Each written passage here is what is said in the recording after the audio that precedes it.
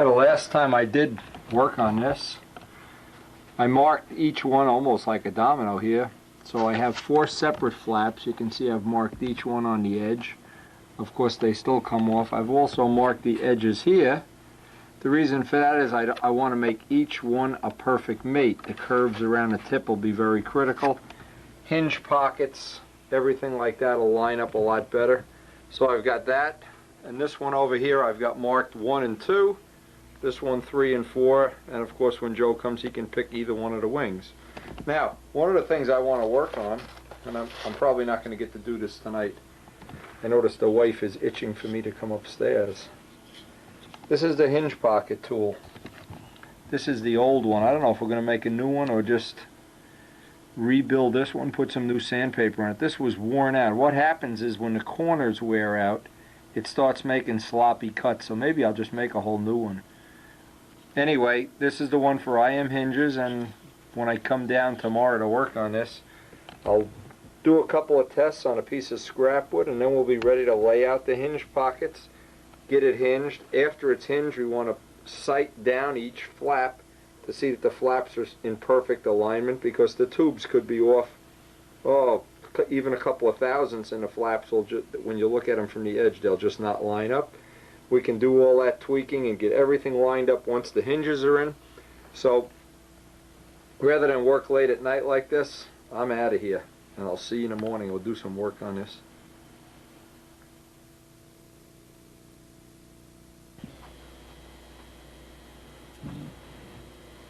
Now I'm happy to say, yesterday I finished all this carving and all this baloney on the flaps. The next job I have is I want to hinge things. Kind of a little sad story here. These are the IM hinges, and there's only about, they were sold by Circus at one time. What happened is from time to time, I'd pick these up at a hobby shop or a swap meet. Jim Damarel got some. These are the hinges that we like to use. The reason being they're just big enough. They're not too small, not too big. When I've used, like on the Red Baron, I've used little ones and spaced them equally. I don't know, I just didn't like them. When I've used the bigger quarter scale ones, the hinge pocket looks at a scale, it looks too big. So these were my choice. Now what happened, these have been, like everything else we use, these have been out of production for a while. So I had Joe K down at the shop set up a little mold, and we set up to mold these. Well, there was a problem. Joe K's health is not real good right now, and because of other business commitments down at the shop, we had to abandon this and put it on a back burner for right now. But luckily I wound up getting 4 packs of hinges, so I don't know if this is going to be enough or not. I think Jimmy can get me some more. Anyway, we will be using IM hinges. I showed this yesterday on the tape, and one of the things I do before I start any hinging project, I run a little test. I get a piece of wood and just see if because what happens, the sandpaper wears out and the edges of the plywood radius off, and what happens is, now you can see right now, this is almost impossible to make a cut with. I'm grinding away here. This should cut like in 5 swipes of the sandpaper. So once the tool wears out, there's only one logical choice: make a new tool. And I figure this would be a good. I'm going to show this on the macro lens. Here's what happens.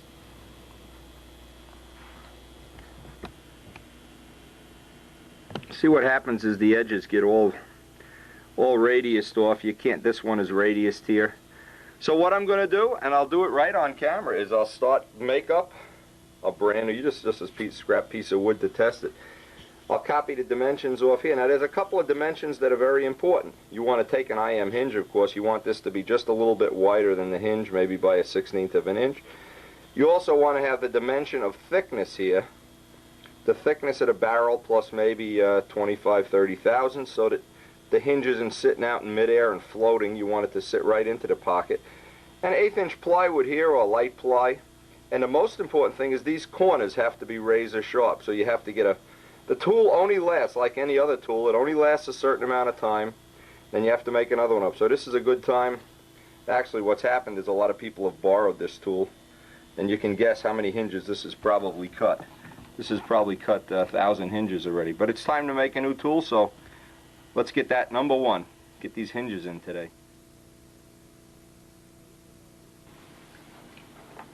Now, even though this hinge this hinge tool did work well. I think I can make a little bit of improvement on it just by doing this. By the way, I always like to give credit for ideas to who came up with them originally. The original idea for this tool was sent in to me by Dick Maddox of Philadelphia when I was the editor of Stunt News. This was one of the original tips I had published. Now see, I want to make this a little bit wider on each side. In fact, I want to make it maybe 2 1/4.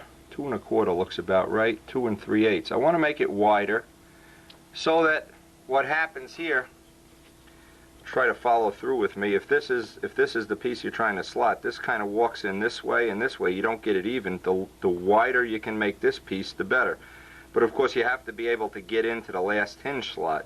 So I'm going to make this bigger on both sides, number one. That'll be the first thing. So, and again, this is another great idea. Is anytime, I know I'm the most guilty one of all. When it comes time to spend a little time making some tooling, and I'm as itchy as anybody to get this project going, but you have to stop, put the thing on hold for half an hour and make up a tool, and then later on you say, why didn't I do that years ago?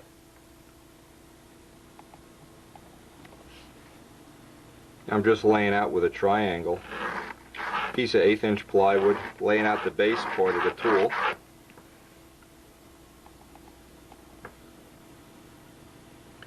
Now you can see the thickness. In fact, if anything, I want to make this about 1/16 of an inch wider so that the pins aren't sticking in there. And that'll be for my runner piece that's going to hold the sandpaper. And I've even given myself just a little more clearance than the old piece had by about, I want to leave about 10-15 thousandths on each side of the hinge.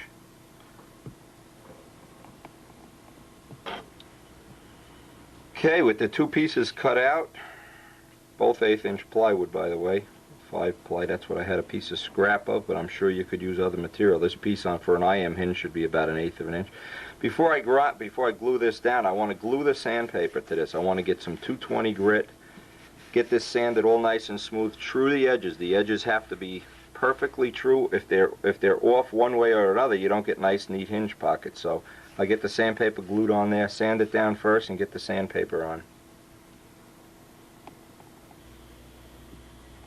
Now this is one of the steps that's very important. You need a mic or you need something very accurate. You want the piece that's going to contain the sandpaper to be real, I'd say within 10 thousandths. And this isn't. I got a high side here. So what I'm going to do is figure out which is the high side.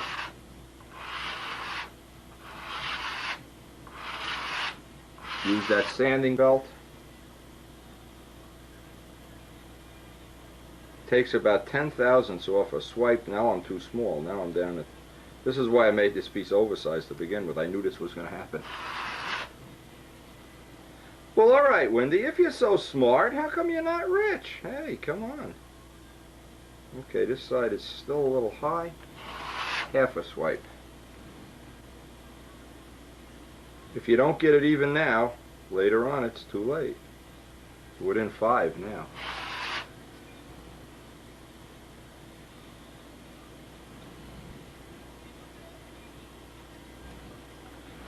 Half a swipe.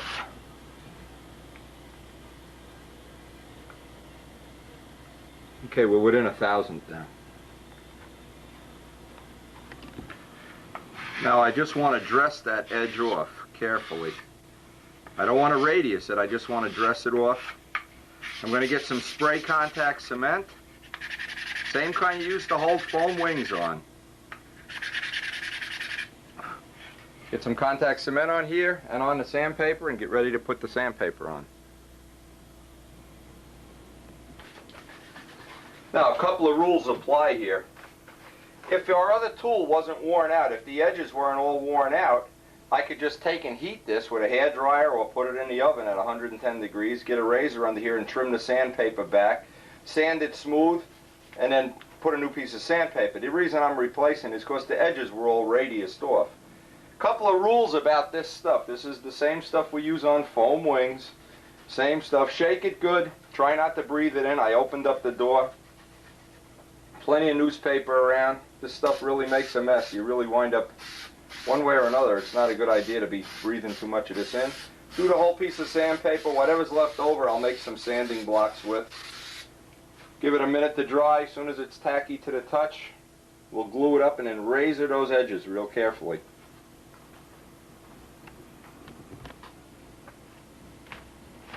Alright, as soon as that's sticky to the touch and you can get it stick to your finger here real nice.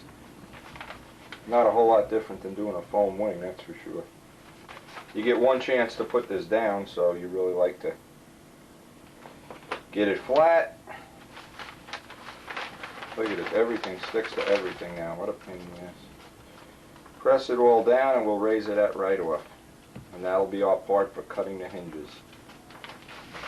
Come on, Jesus, the minute you're on video, everything goes wrong.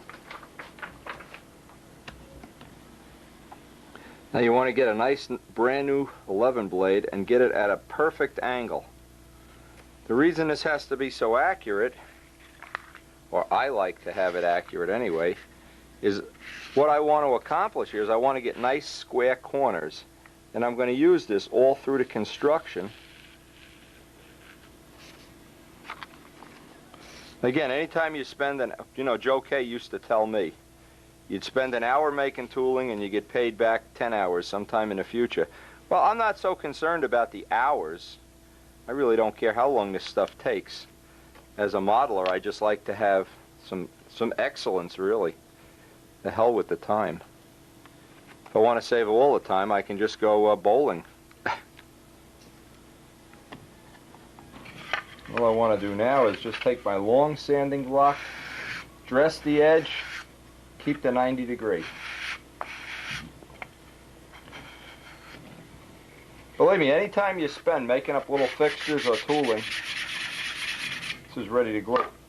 You get paid back, forget it. Not only that, you have the knowledge of knowing that what you're doing has some level of perfection in it. Whatever that level is, I'm not so sure, but making a tool, when these hinge slots are cut, they better be right or Joe Adamusco is going to kick my ass. And there'll probably be 50 people before this tool ever wears out and we make another one. They'll be borrowing this. Every plane in this that comes in and out of his shop will be using this tool, so it's a good investment.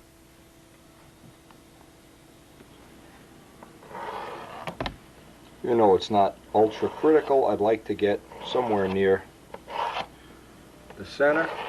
Because don't forget, I'm making these legs wider. This is the idea to give me more of a footprint to make this more accurate.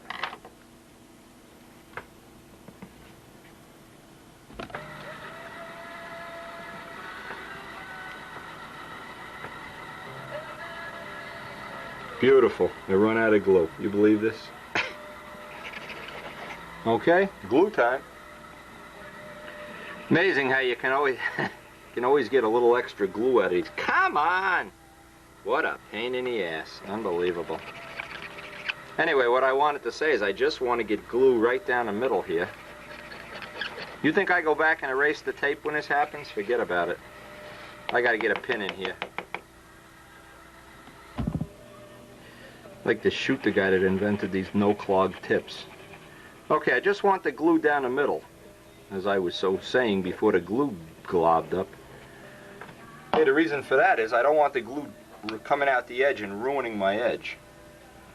I want to keep perfect 90-degree edges. If you really want it to be cool, you could mill something like this out of aluminum or something, but this is plenty good.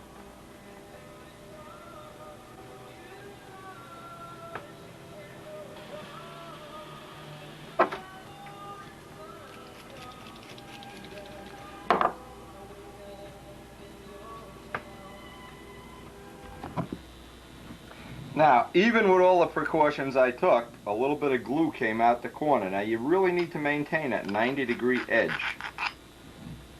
You really have to get... Now, I've got the blade that goes in the... Believe it or not, has a nice corner.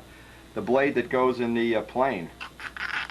Get in that corner. Otherwise, where that corner is, you get a radiused edge. And it's going to look sloppy.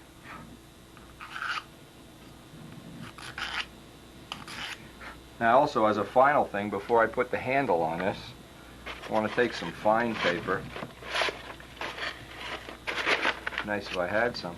Boy, that glue, I'll tell you, the guy that invented that glue, This will be nice for getting in there too. The machinist ruler. Get that surface kind of smooth. We got to make up a little handle. You want to radius all these edges off too. Because every time you touch this along the wing, you're going to get a nick. So, okay, we spent 20 minutes or a half hour making this tool up. But now for the next, let's hope, a long time, everybody that puts hinges in at this shop should have perfect hinge pockets. And if they don't, we're going to Sig Joe Adamusco on them.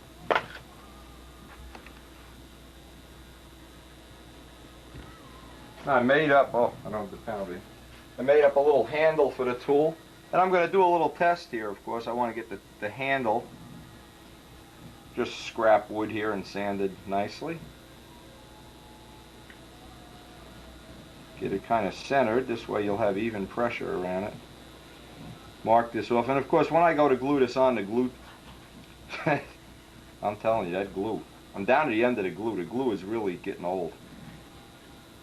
I gotta break down and go buy some more glue. Okay, and we will have what I hope will be a new tool.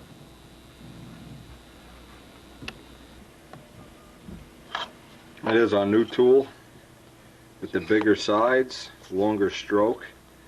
Let's see if we can make some cuts on it. Hey, and if we can't, we can always trim it down to this dimension. I always write my name, and because what people will do is use this to, you know, to sand their sneaker or something and ruin a perfectly good tool.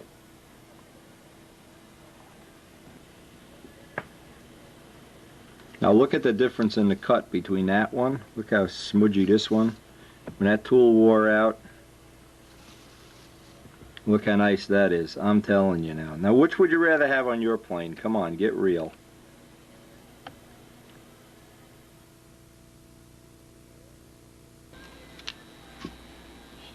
Now one of the decisions Joe and I made in when we set this little project up, Joe particularly likes the way Strega hinges came out, and Strega hinges are hinge space, hinge space, hinge space, hinge space, hinge space. Equally spaced so it looks like a shark's tooth. Now to tell you the truth, I like that too, so we're in total agreement here. But I want to take the new tool. By the way, I did a little test with this. This test works unbelievable. This tool works unbelievably well.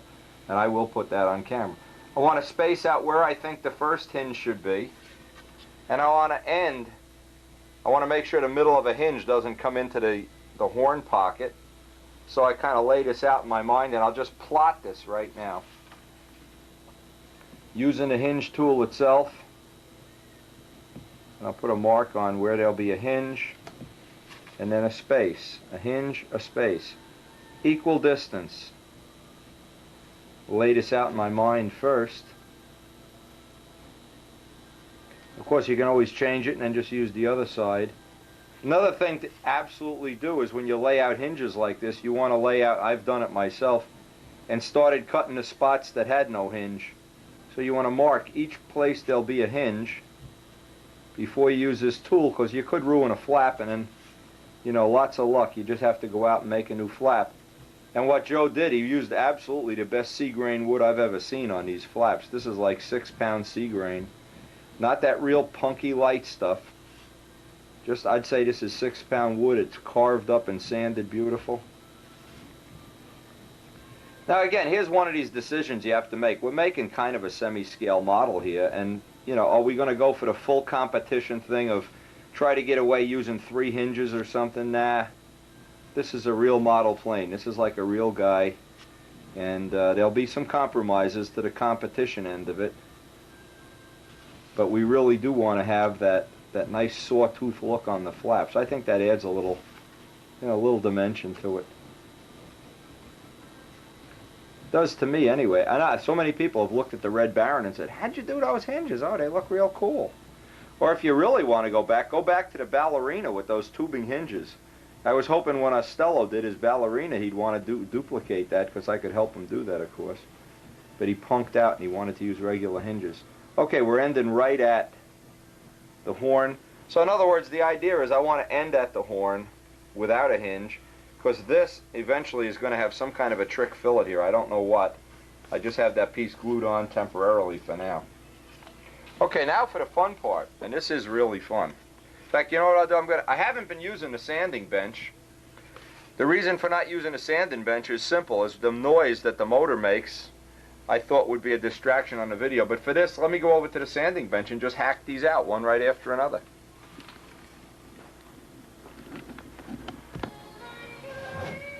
Now, I've been using this sanding bench, of course, off camera most of the time, but I don't know if this noise is, I'll have to check one of the tapes and see if that's objectionable or not. But I'm going to start with this. I have each one marked where I want a hinge to be so I don't go skipping off.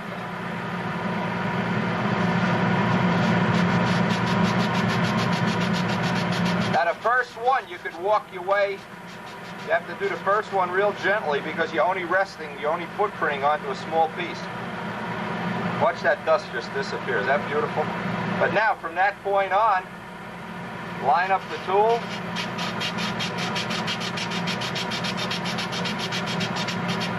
Roughly 20 swipes, 25 swipes.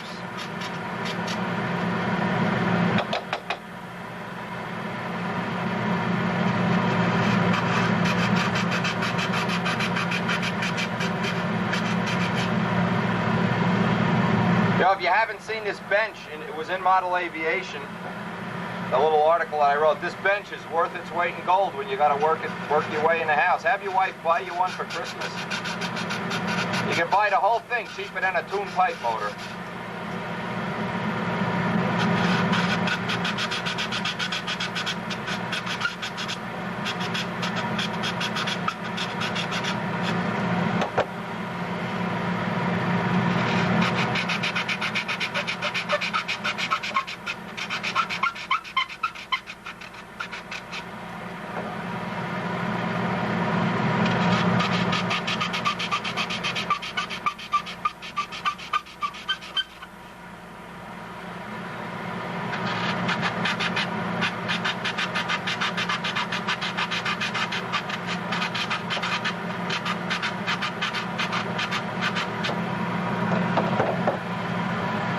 And that's what it takes to put perfect hinge pockets.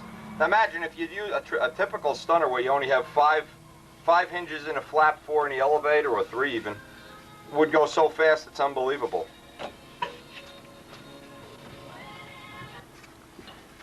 Now one of the final things I like to do is these little points are vulnerable, so I like to harden them up with 1 drop of thin CA. Not the part where the hinge is going to go, just the points. And what'll happen as we sand these over and over again, it'll tend to maintain a point. I don't know how I can show this. It'll tend to maintain a point instead of just wearing out. Just 1 quick dot.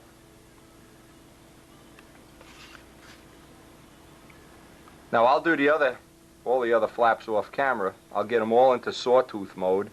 And then I've been thinking about this Bob Martin's hinge thing. I want to see if I can come up with a little idea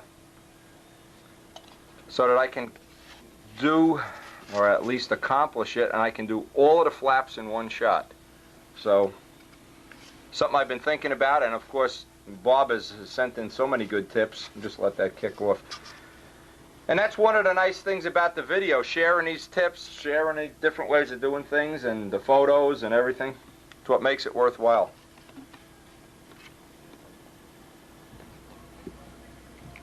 And I did the second hinge, yeah. Thinking hinges. The second flap off camera, so I have 2 of the flaps done.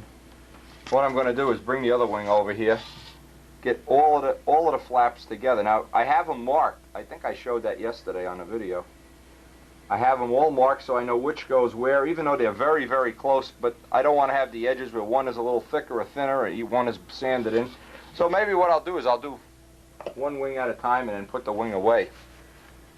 I don't know what the hell I want to do today. I'm just so happy. Okay.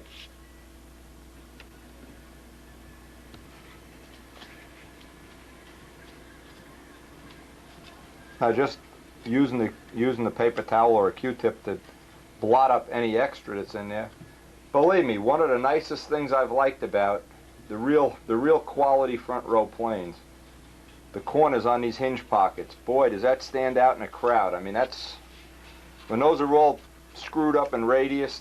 You know, a lot of planes actually, let's be honest about it, a lot of planes make it into the front row. It's some pretty crude workmanship, but I'm not interested in that. What I'm interested in is getting the stuff I do to the level of perfection that I think I can achieve, and challenging myself with each model to make each one a little more complex, a little fancier, or whatever, a little more perfect, a little more like Ski Dombrowski would make it.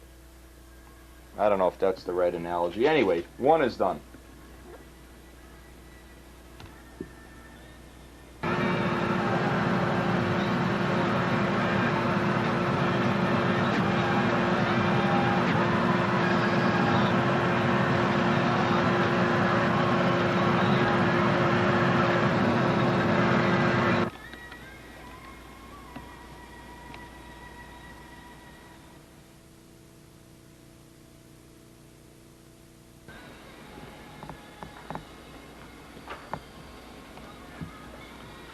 Now I got both of the wings done, and I'm ready to start cutting the hinge pockets. That's the next little project, and I guess gonna go have some lunch, come back fresh, and start working out how I want to do these hinge pockets.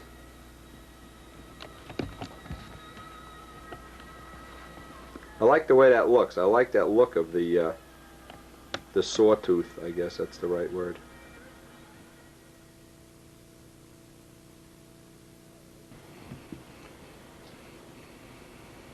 Now to make this little fixture up, the first thing I'm doing, I'm measuring up one of my drywall screws. I'm going to use drywall screws to make this so it'll be easy to take on, easy to take off. I measured up the thickness of I'm getting ahead of myself, measure up the thickness of the shaft of the Dremel with the flexible cable. I want to have the motor mounts just a little bit thinner than that. I took 2 scrap pieces of motor mount. And what I want to do, I want to drill with a drill that's about 10 thousandths bigger, 5 thousandths bigger, that'll be close enough. I just want to put a couple of holes in here, countersink them. Nothing precision here, this is just going to be a temporary fixture that I can put on and off to do hinge slots. Again, this was originally Bob Martens's idea. Make sure you give him the full credit. And we'll see if we can dope this out. And if we can't, hey, move on to something else. So the first step is, I just want some random holes in the motor mount material. 2 pieces of motor mount with random holes. I'll countersink them so the heads of the screws will sit in nice. And then I'll be ready to put these onto the table. I'm just taking an oversized drill here to countersink them. I just want the heads to go down below the edge of the wood. Again, when you're doing something that you're not really sure, now we haven't done this before, we're trying to improvise a little bit. A lot of times you have to spend an hour or two. I've been thinking about this for the last day or so, how I would like to do this. So if you bear with me, maybe this is an idea you can use and get some real precision in your hinge slots. The object of this was originally our hinge slots as we walked along, because I used to do these by hand. I wanted to be a little crooked, a little, and then I'd sand it in. A lot of little bullshit, really, is what it boils down to. I want to have a better way of doing it. And maybe this is one of the things for sure you can steal off the video. The whole idea is to make it as easy as possible and as precision as possible all at the same time. Okay. Actually, I have to drill a 3rd hole here because the table that I want to put this on is thinner than I thought it was. So I'm just going to re-drill a 3rd hole.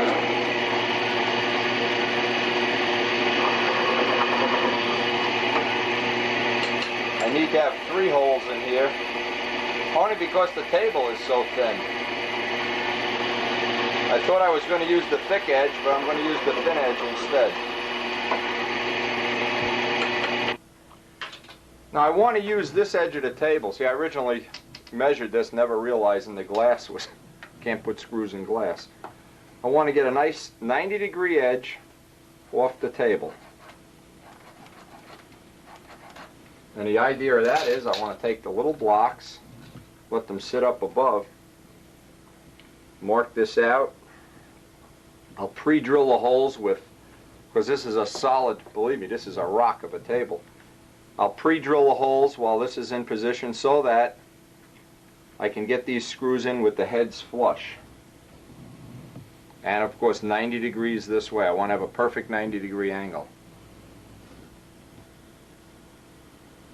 Just want to mark my first hole.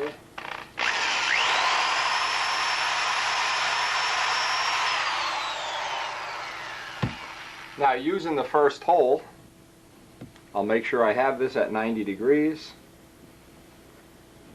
This will be real easy. I'll make sure I get it, and then I'll drill and set in the second one.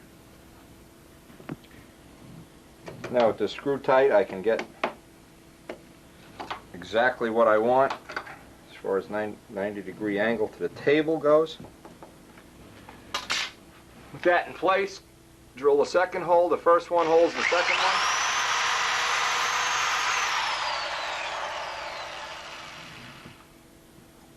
And before you sock the heads of the screws down, of course,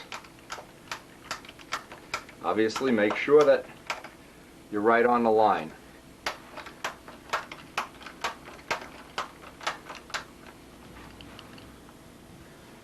Now I'm holding that shaft.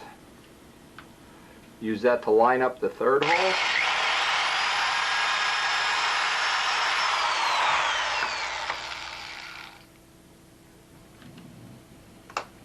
Again, sometimes you just have to be a little creative here about how to make the most of it, but I'd like this to be an upgraded way of putting my hinge slots in. And of course I can use this again on the wing, the tail, whatever. Okay, make sure I have that. Make sure I'm at 90 degrees, because I want everything 90 degrees from the table.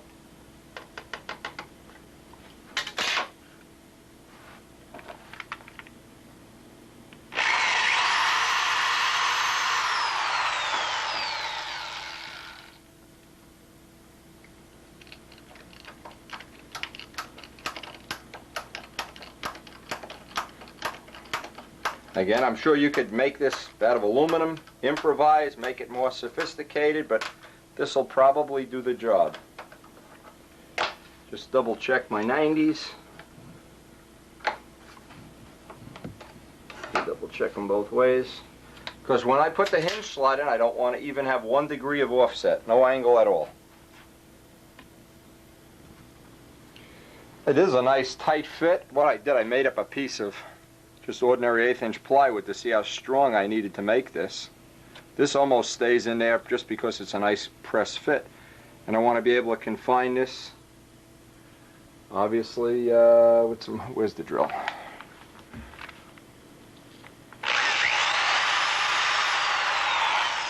Whenever you do a double screw operation, put 1 screw in, get it hand tight, then while that's in position, that'll hold the second one in position.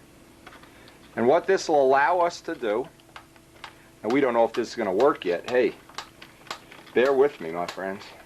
Okay. But if it doesn't work, we'll just keep updating it until it does work.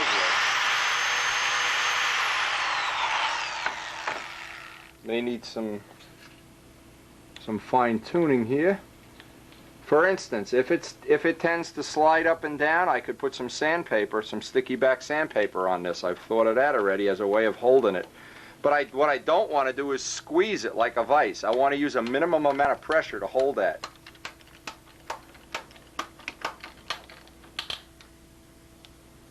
Pretty solid already. Now the choices that I have are many. What I can do is, if I want to cut, say, the slot in the flap, I can put a block here and just work off of this surface. Either way is okay, or I can use the glass itself. I'll probably have to, just thinking about it, have to lower this down and trim these blocks even with the table. See, that's the kind of thing when you're developing something. I didn't think about that. Shows you what maybe not. You know what, I'm just thinking maybe the blocks will keep that from going in too far. Okay, we'll have to try. Have to run a little test here and see what we can come up with.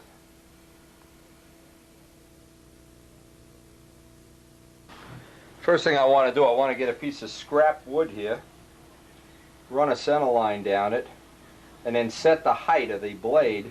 I want to try, one of the things I can try is a parting wheel, and another one I have a saw. If I want to increase the thickness, I can put one parting wheel on top of the other, but usually a parting wheel seems to work the best, but I'll try both. Put a good center line on it. Now, Obviously, one of the things I want to see is how far down in that's going to go with the piece there. I don't know if that's going to be acceptable or not. Well, what we'll do is run a test first. Loosen this up.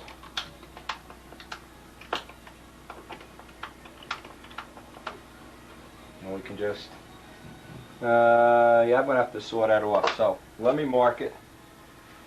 This is the kind of thing that when you're going to try to invent something or come up with something, it just takes time. Okay, step one is I'm going to get... Let me show that up on a... See, I could easily go through and edit all this stuff out, make it look like I was a genius, but then, hey, you wouldn't really believe when I did say something. So you can see what I have in mind here on the macro lens. I'm going to have to cut these off even and then put the whole thing back together, because actually I want to use the table. The table is perfectly flat. Then I can do micro fine adjustments just by loosening the mandrel, raising the mandrel up and down.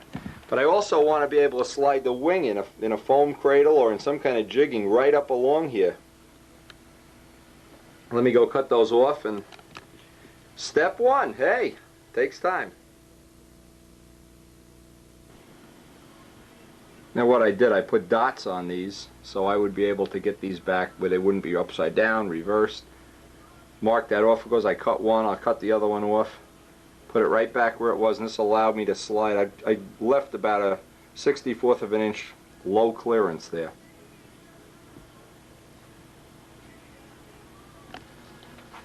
Now what I want to do, this is such a nice press fit, I want to get the edge right in my center line.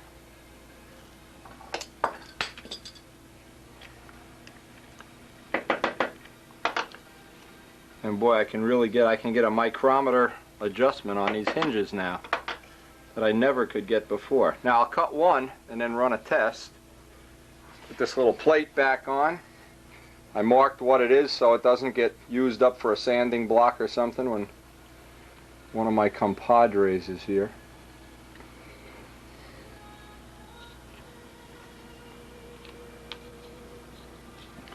Again, there's a lot of little development that goes into this, and if you're doing real development, you're going to accept like there's a few disappointments along the way.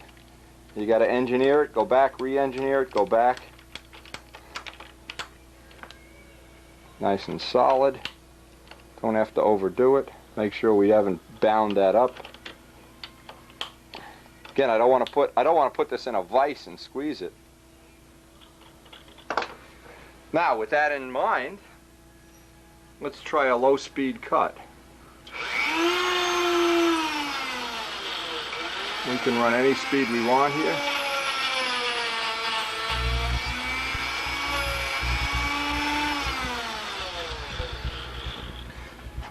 By the way, this is a great way to cut your finger off. That thing will cut your finger off in a nanosecond. Let's just see how that... It's a little too small, so too small of a cut, so let me get a parting wheel. It's a little bit bigger. Now before I tighten this up, I changed. You can see what a nice fine adjustment. The sawtooth mandrel did not give me, boy, you get a real micrometer. These hinges should be... Actually, I'll tell you, I'm very enthusiastic about this. I think this is a tool well worth the... Took me a little less than an hour to make this tool. Took me half of an Elvira movie to figure out how to do it, too. Okay. I think that's going to be real nice. Now, what you can do is go through the side of the wood, get an idea where that's going to sit in. Let's see if we can look at this through the macro lens. You can get an idea, in other words, if this is higher or lower, you can get the mandrel set just the way you want it.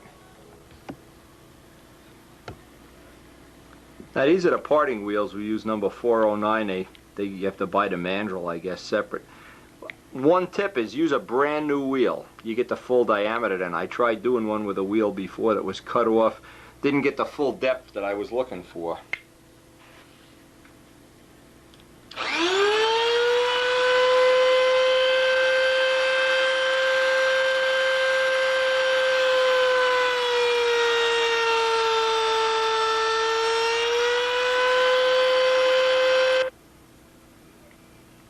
test I did with this mandrel, the pocket wasn't near deep enough. The one I did with the cutoff wheel was just perfect, and I mean better than perfect. That was just unbelievable. But we're going to trim back these hinges to where the hole is anyway, so you really don't even have to go all the way in. But keep in mind, one of the things, again, things you can learn from the video. This is a great idea. I think this is going to work real well. In fact, let me do a little thing on the storyboard that I have in mind before it skips over my small brain.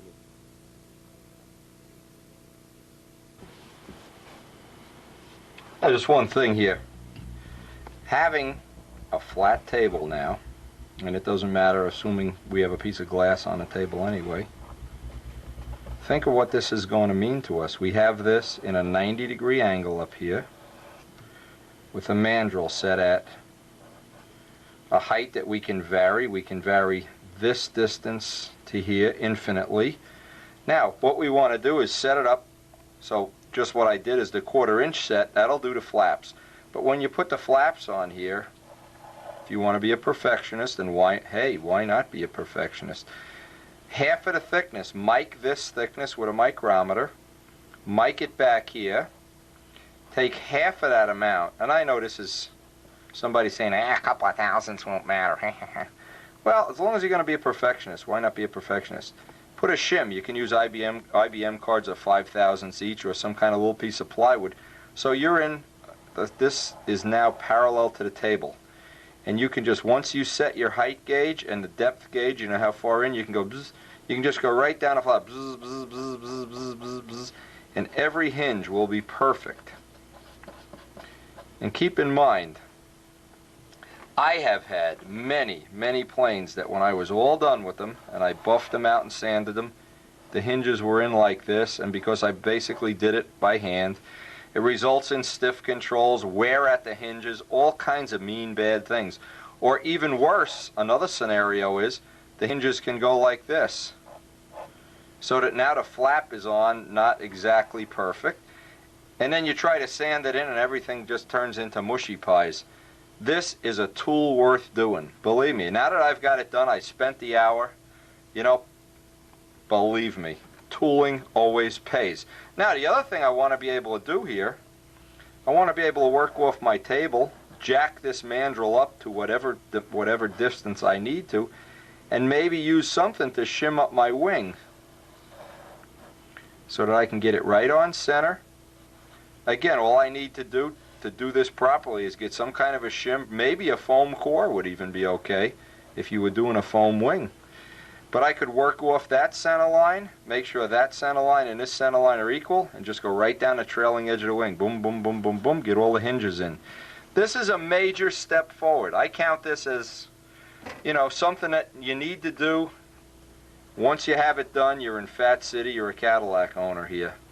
Boy, when you're done with this, and there's nothing that I've learned from Joe K more than, and he's my partner in the machine shop, there's nothing I've learned more than do it right the first time. When I first met Joe, he emphasized over and over again, spend the time to do tooling.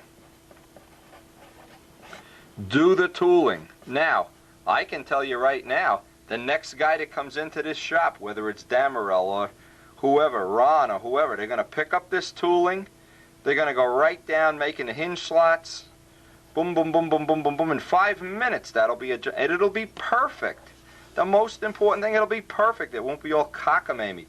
I'll keep this little tool in the drawer, install 4 screws, and I can cut every hinge pocket. Boom, boom, boom, boom. Perfect. That word perfect. Now, Strega is a little less than perfect. If I look down, and I just did, just to make sure, yeah, that flap isn't really exactly in the middle of the wing, and I tried to sand it in, and yeah. But the Spitfires will be perfect, and I know this is going to be me and Adamusco. See, Adamusco will be all happy, perfect, and Windy will be, oh my God, oh, I'm so tired today. In fact, to tell you the truth, I'm going to cut these hinge pockets, and I'm going to take a break. Joe is home, and Windy is doing all the work. Who won this battle? Anyway. More to come. Let's go cut the hinge slots. See, one of my goals with all of these planes, and this is a good time to think about it, one of my goals with all these planes is did each one get a little bit better than the one before? Well, the Red Baron was really nice, but it was on the heavy side. Well, we made improvements over the years to Tsunami, and Strager's a little bit better than Tsunami, which is a little bit better. Well, you know what? The Spitfires, I hope, will be the best ever. And I hope, one of the things I hope you learn from the video, or pick up from me, because I picked it up from Joe K. I didn't really invent much of this, or any of it, really, is how to think tooling, think fixture. Think everything except doing it in midair by hand and hoping that it's right. And I think you'll just be light years ahead of the game. And plus, the next time we do a plane, look at this, we got 2 wings in the bank here already. The next time we do a plane, I go over to this fixture, put 4 screws in a table, and I'm a happy camper. And so is everybody else that's going to do hinges in this shop.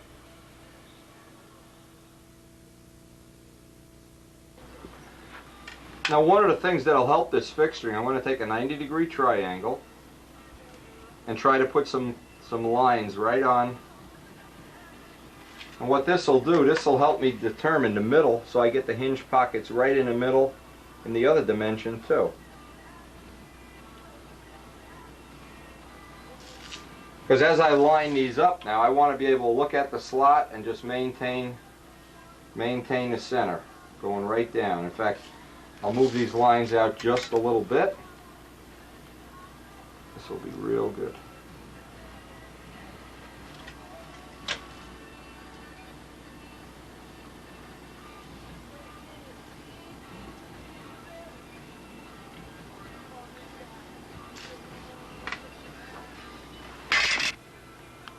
Now what this will do with the lines is I can just work into it just like that. I can line up each one with the lines, then just work toward the mandrel till I'm almost to the screw. Move to the next one.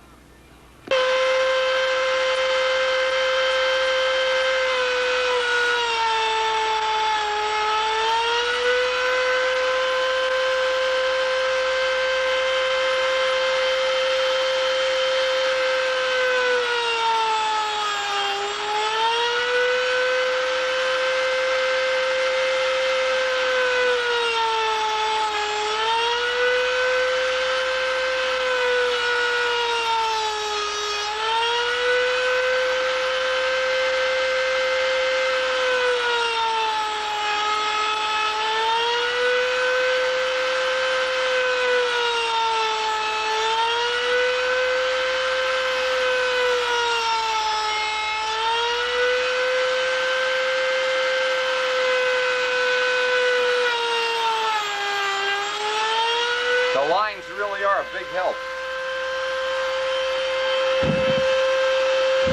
Let's look at this up close and see how nice this is.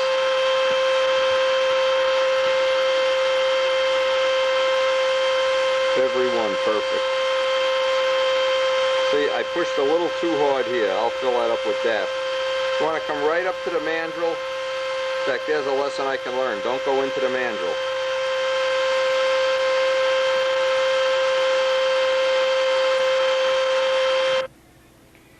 Now here's what I'm going to try to do. I'm going to try to set a depth gauge here. I'll just CA on 2 little pieces of wood here so that I don't run that mandrel in. Again, this will be just a hit or miss thing here. I'll lay one out, CA on a couple little pieces of wood here. I think I'll have it.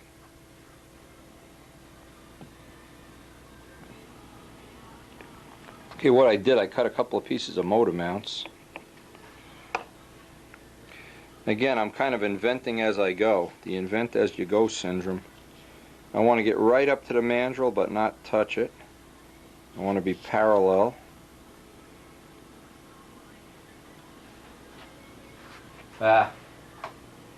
Shows you what I know. Forgot the kicker. Okay. I want to be parallel to the table. Right at that depth.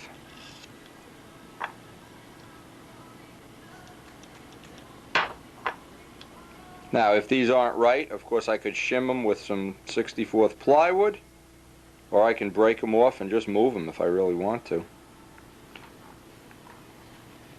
Again, I was always intrigued by working down at the machine shop with how you tool things, how you can confine things, and I guess I'm just mesmerized by all of that stuff. And modeling is just one part of it. Real modeling. This is real modeling. Macho Man modeling. MMM. Now that's going to give us a dead stop. You hope. I hope. Okay. Let that dry up.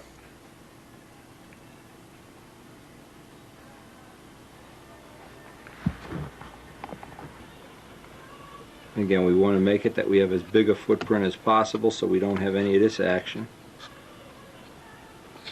Right there should be a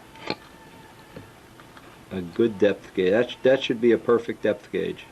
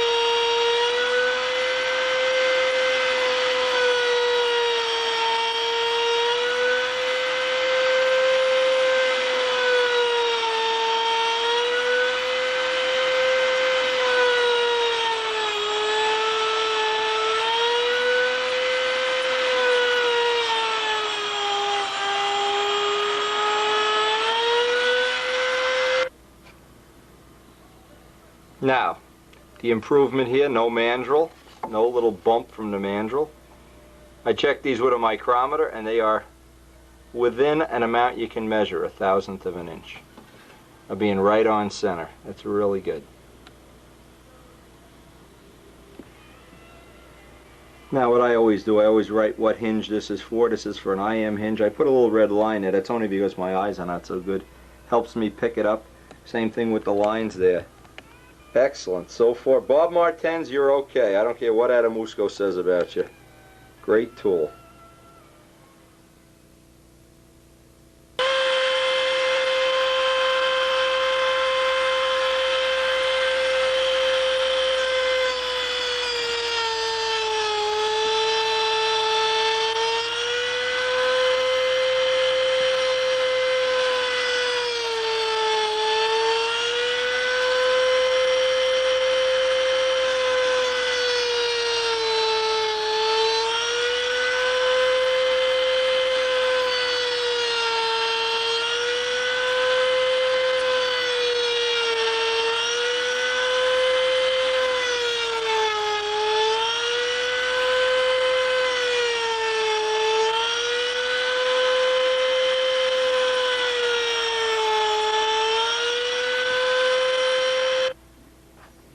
And what I found in doing this, and it's probably something you'll want to use, is the easiest way to shim these up is with just put pieces of masking tape on the back.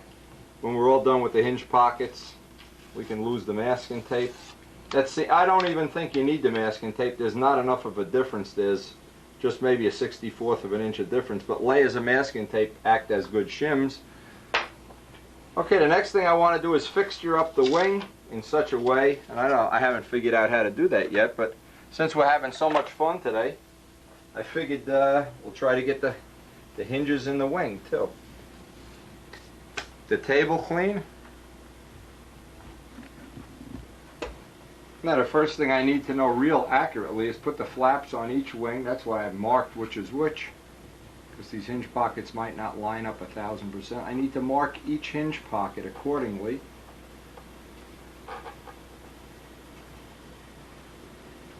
So once I get the wing with a happy center line, I know exactly where these have to go.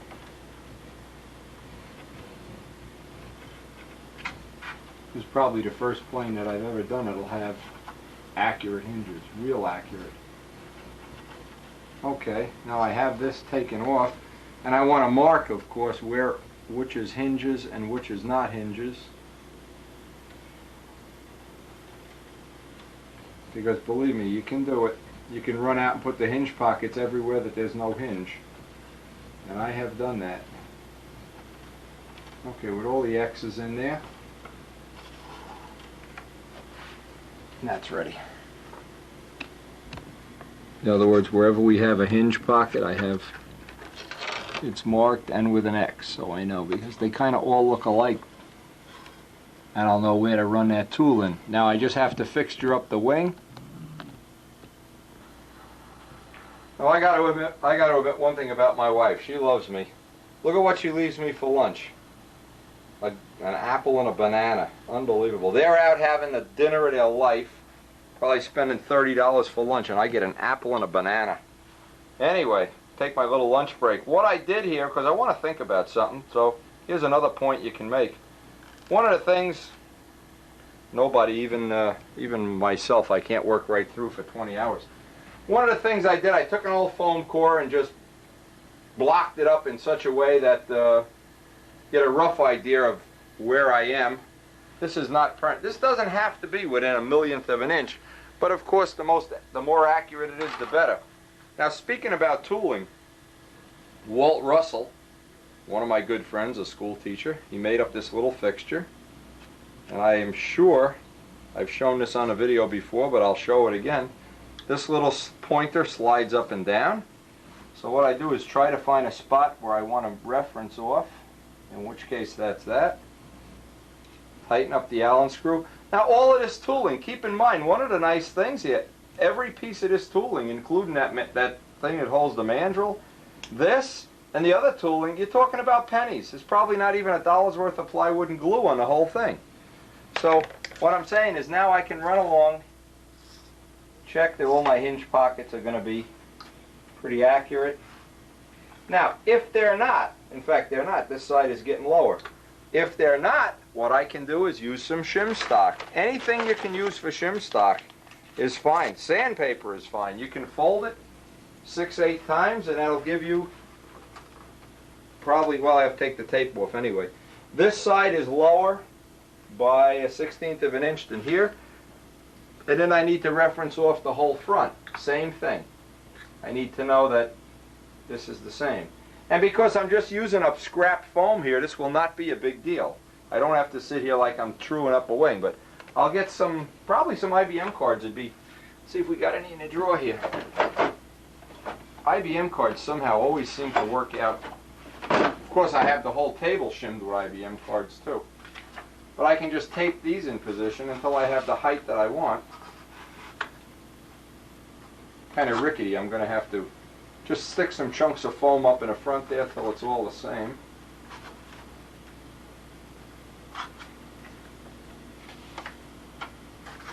Again, the whole purpose is to hold the wing. Just hold it in alignment.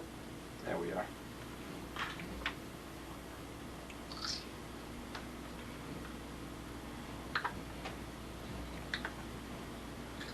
Could even go another. IBM cards are about 5/1000. Once I get exactly what I want, then I can just tape them in. Yeah, okay. Tape them in position.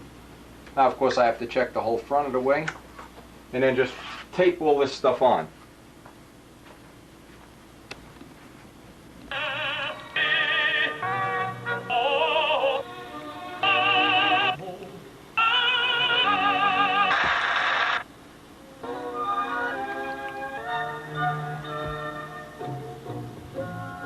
I'll probably live forever.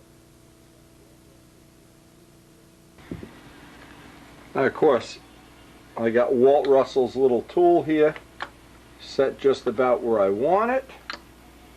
Now I can set the wheel. Of course, I can slide this up and down.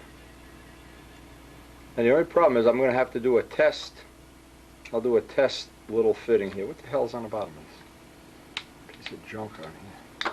I'm going to have to do a little test fitting. And then notice if I need to go up or down.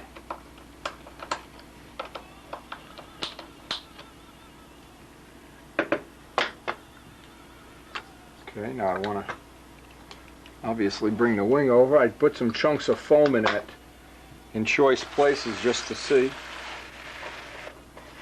Taped on those IBM cards.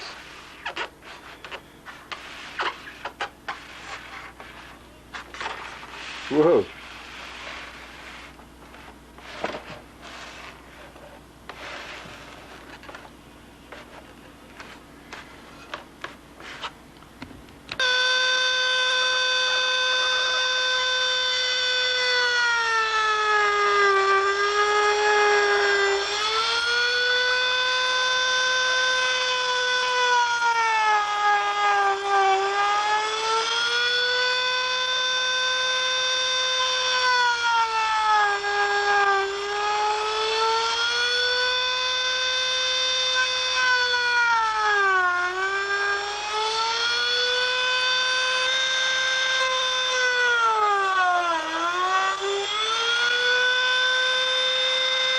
What's happening is I'm hitting the glue. Joe used the ambroid to hold this together, and as the wheel goes through the ambroid, it burns its way right through.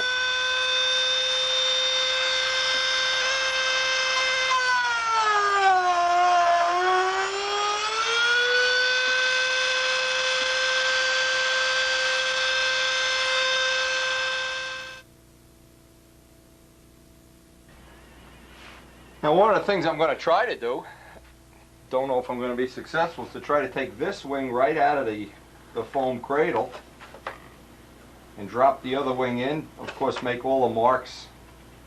I want to keep these flaps. In fact, what I'll do is I'll insert the hinges right in so these flaps don't walk over onto the other plane or anything, even though I have them marked. Once I get the hinges in, I'll feel like I have a major thing done today. As he drops a knife through his foot. And I'll go to bed a happy man knowing I'm hinged. It's always a good month. Actually, we'll be finished working on the wing with the hinges, a final sanding out, and we can start on the tail soon. It'll be nice. I had that little block holding things up. Let's see if I can get the other wing in. Now, with all the slots cut, one of the steps, and boy, if you forget this step, it always comes back to get you. And I have gotten burned with this already. What happens when you put the hinges in, the wood, even though the slot is the size it should be, the wood is just a little bit thinner. And what happens is puffs out just a little bit. So what I'm doing right now, and I've done this, the green cardinal, when I put the hinges in, after it was all buffed out and I saw a boop, oh man, it made me sick. So I put all the hinges in here now. I want to take a sanding block and some 320, some nice fine sandpaper. And this will take any bowing out that happens right where the hinges are installed.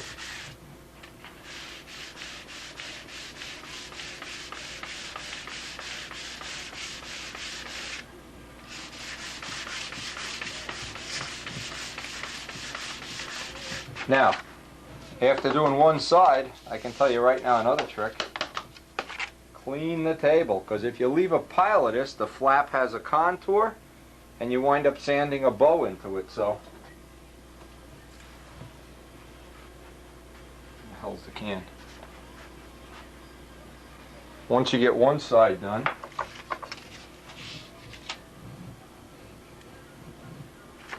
and leave the hinges installed. Anytime you sand a flap like this, leave the hinges in. That'll get off all the high spots. In fact, you can see the high spots coming off already. Because these are tight hinge pockets, they're not sloppy. The hinges don't fall out when you turn the flap one way or the other.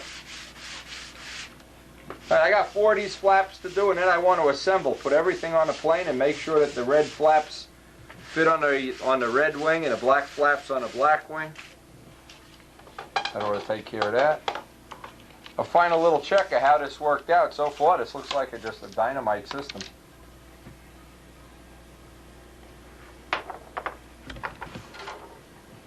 Now I put the pad back on the table. What I want to do with all these hinges, I want to take a raw hinge and just make sure I've got all the glue.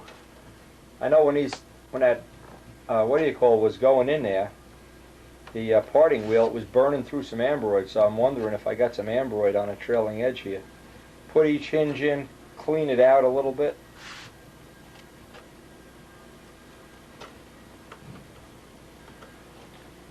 clean out whatever book is in there before I start to set the...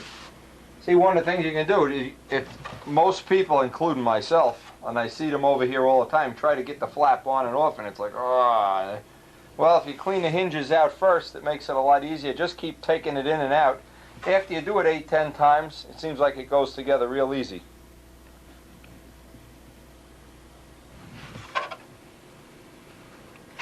Now, I gave these about 10 shots already. Yeah, they're getting nice and worn in. Of course, when we put the hinges in, we're probably going to clip them a little bit, so this is even overkill, but... Okay, and after that, then it pays to do a dry fit on a flap, and this is why I want to have the flap that goes on this wing, because all the hinge slots will line up relatively easily. Boy, is that a word, relatively.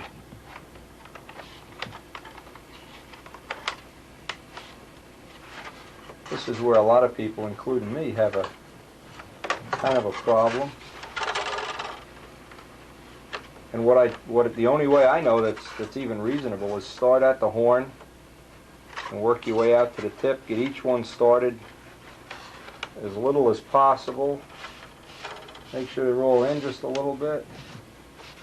Push it on. And we're going to be doing this. This flap is going to be coming on and off by the time the plane is finished 1,000 times. So I want that nice tight fit. Now what I want to do is dress this edge off with the sanding block.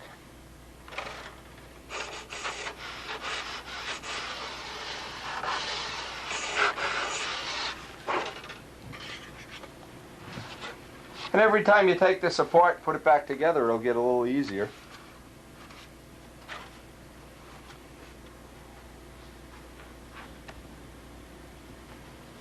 Now the other thing I need to do, I'm going to see if I can do this on the camera. Need to look down both flaps and see that they're in pretty good alignment. These are amazing. I never really counted. The other one will probably be really crooked. But if it wasn't, if these weren't relatively straight, you could take the flaps off and give them a little tweak. I want to make sure this tip, the blend at the tip is what I was concerned with. All that feels real nice. Alright, I'll do the other wing off camera, and even now, if this were crooked, of course I'd just, 2 pliers here, just tweak it very little. These horns have a good solid feel to them. You don't want to go tweaking them back and forth endlessly, that's for sure. Give this a nice feel here. Oh boy, it is like a baby's behind, I'm telling you. Feels nice.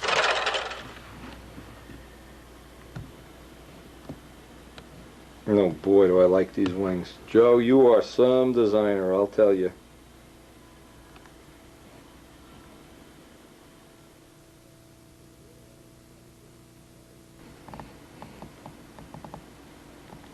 Okay, now what I always try to get is a relative reading here. The relative reading, I have the wing, all the component parts ready for dope, the tip weight box, the lead out guide, the horn, the hinges, everything all together. And what I do, I weighed them both up. This one is 365. It's the heavier of the two, and it's 13.0 ounces at this point. But that's a true weight. You know, a lot of people weigh a wing without the flaps, without the hinges, without the tip weight box. And these planes have some amount of tip weight already built into them. This one came out to be 356, 12.7. It's the lighter of the two, so obviously this is the one Joe will take. Again, the reason for that is I assume my finish will be a little bit lighter than his, and this way the planes will both be about the same. So, now if I wanted to be Mr. Fanatic here, I could sit and take this wing and block sand everything out, thin the flaps out, or do something crazy, cut holes in the ribs, whatever. There's things I could do to make it a little bit lighter, but right now I think we're well within the range that we anticipated for this size plane. Well within it.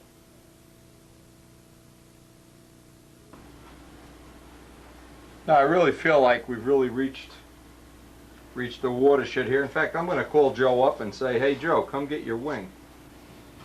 Both of these went together rather pleasantly. I hope you've picked up some of the tips. It is really a tiring day today. Getting this much work done basically in the last 8-10 days. Could put in quite a few hours here. Anyway, they're ready. Whichever one Joe is going to select here, and I'm hoping he'll take the lighter of the two. And get busy, man. Start getting some dope finish on these. In fact, maybe I'll call him tonight. I'll get a coat of dope on here for him. Anyway, they're well within range, as I said. They look relatively true and straight. It looks like we're going to have some really nice aeroplanes here. I'm really pumped and psyched. Tomorrow I'll pretty much start on a tail, I guess. Get that cranking along, and it's just nice to be this far ahead now. Normally this time of year, this would be Christmas already by the time I'd be doing this. It's really nice to be ahead instead of behind. It really is. See you tomorrow.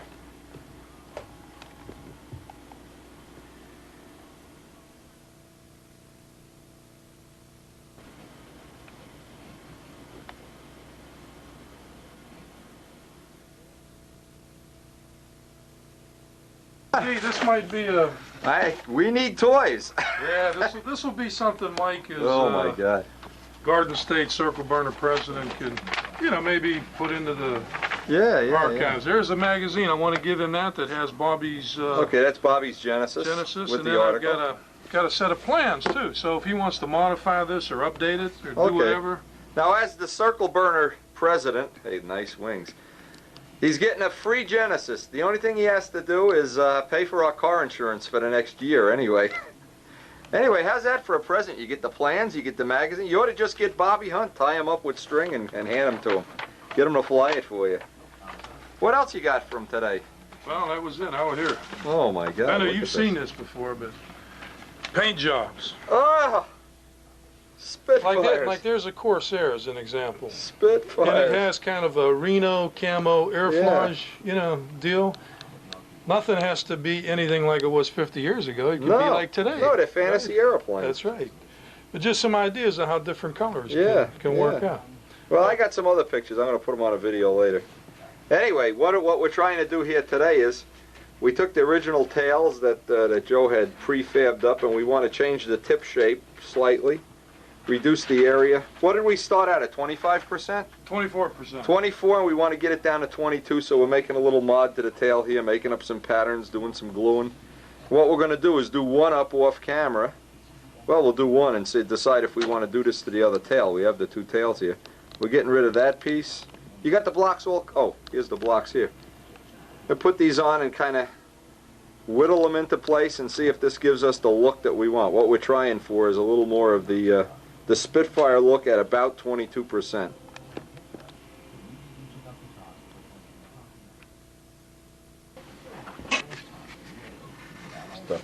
Pack of glue on it, there'll be fine. Okay, we can get that back. Okay.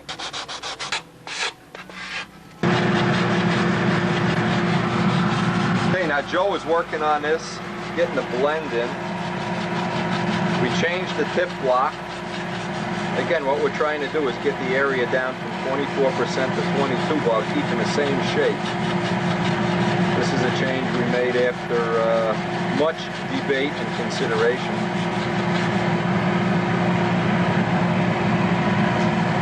Again, now part of what we're going to try to do today while Joe is here, and I'll just go through this real quick, we're going to try to get the tails at least to the final shape. As much of the shaping, you can see I'm using that dust collection system just to keep the dust, watch the dust disappear right into it.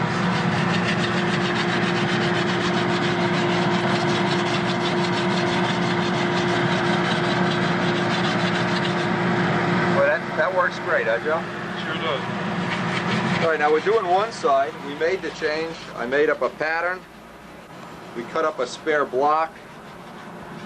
The whole idea here is we'll have a template to send Bob Martens to modify the drawing. And of course, what's great is we got wings on. Watching the Luftwaffe or something. What's on? The Luftwaffe. All right, I'm going to go get the other piece, and I can start laying the other one out here. You're just going to get as much of that.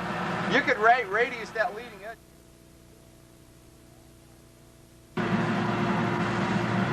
Now I'll show this. We're doing this in an ongoing basis, Joe's working on the number 2 part over there.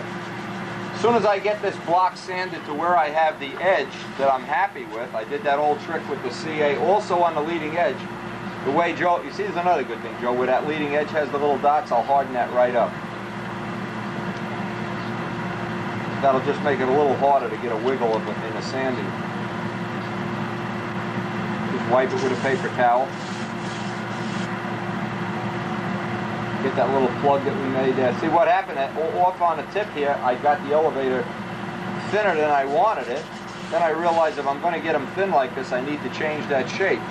This is why you can't really go to the drawing board and design something up without knowing where you're going to run into a problem. You almost have to build one, and what we're doing is incorporating in all the changes on the second one, so this one will have a plug, the other one won't. That whole edge is CA'd now. One spot missing. That CA along the edges, getting those edges nice and... You've been doing that on all your ships, haven't you, Joe? Pardon me? Getting those edges hard, like on Mr. Rawson and stuff? Yeah, but I had a lot bigger radiuses. I wanted to... Yeah, well, we want this coming down a knife edge. We want this to be nice.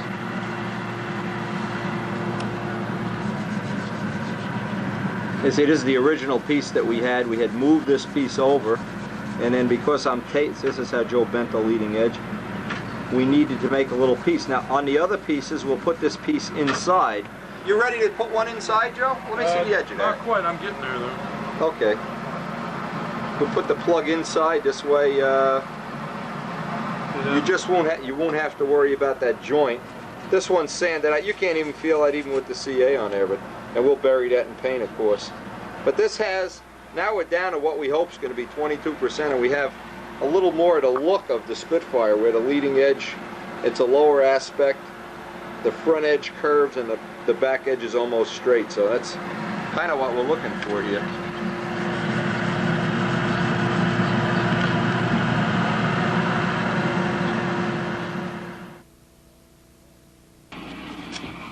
What seems to be relatively time-consuming here, well, to Spitfire, everything is is getting this transition to where it's a C-section into an ellipse, and I'm just going back and forth, and I want to match that both sides. The curve from the leading edge to the sheeting is roughly the same, and also by squeezing it by hand, just by feeling it. Again, your hands are a lot better than your eyes at feeling the little irregularity up here. Just start at one end, rub your hand down the whole side, and this is definitely time consuming, and it just isn't that you run this off in a half an hour or so. We're probably going to spend the rest of the day, two men for 8 hours to make 2 tails, so definitely time consuming.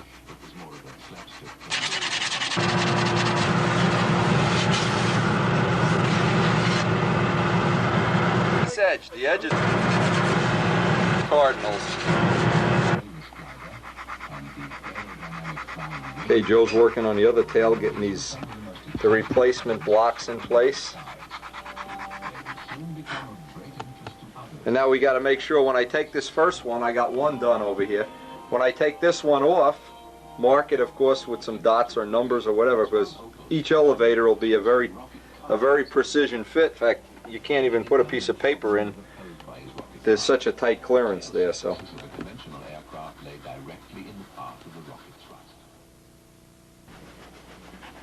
He's looking at the heart by a few thousand. It's down. Where is it? This is the elevator here? What I did, Joe split the elevator off, and what I'm trying to do now is I hardened up this whole edge with CA so that we'll get a nice tight fit. Joe, the fit is plenty tight, believe me. Believe me, it's one coat of filler coat away. And we knocked the little tip off of this. Now, as soon as Joe makes a little piece, I'm going to get in here, and this corner we want a CA to harden it up, right? This little piece is going to be vulnerable until we get tissue on it. So we'll just take a little, let me show this on the, let me get on a macro lens here, maybe this will be easier. Because this is the kind of repair you run into constantly, is that little tip is missing. So what we're going to do is just put a little piece of scrap on there, block sand it in just a little bit, and get in here with CA just to harden this so it isn't so vulnerable.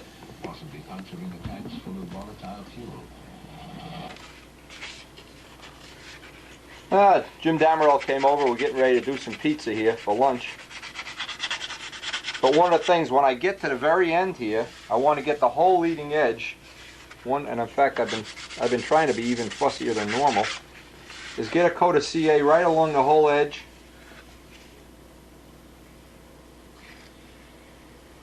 Get it on there. That just hardens it up before it dries. Just as I said. Wipe it real quick. Otherwise, you glue the paper towel right in position. Usually, you can do this in one swipe if you're real good. Now, Joe has promised he's out loading the car. He's doing the rest of his personal stuff today. Joe promised when he comes back here, that wing is going to be in silver and it's going to be lighter than it was in bare wood. You put the wing out. Oh, hey, pizza time. What a guy. What a guy. Okay, Jimmy, put it right up on the table here. I'll drop it over here on this pile of balsa. Drop it on Joe's wing. No, Joe's is in the car. I'll drop it on this. He's hiding his wing. He knows the pizza's here. Now, needless to say, this is the best part of model aviation, eating pizza. Here we go, a Spitfire. Let's get that wing at it. Look at it, he puts a salami sandwich right on my wing. Put it on Adamusco's wing. What do you put it on my wing for? Anyway, I got to get back here. I got a couple of coats of CA on the leading edge here. Let me get this. And it's really starting to come in to be a nice, I've been trying to candle it. Take out all the high spots. Sand it out. I'll probably get one of these done today. Then we're going to have a class tonight, so who knows what's going to happen. Anyway, here's the main thing, the reason we live. More than model planes, sex, or women, it's pizza time. Pizza at Wendy's, what a thrill.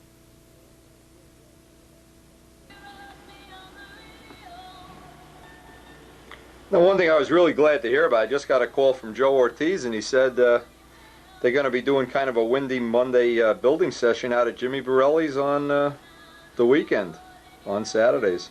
And of course, Jimmy has a beautiful shop, so I really hope they can duplicate some of the fun that we have here and some of the action and wild women and whatever. Anyway, we're expecting people here tonight, so I'm going to do my house cleaning and we'll work on the other tail tomorrow.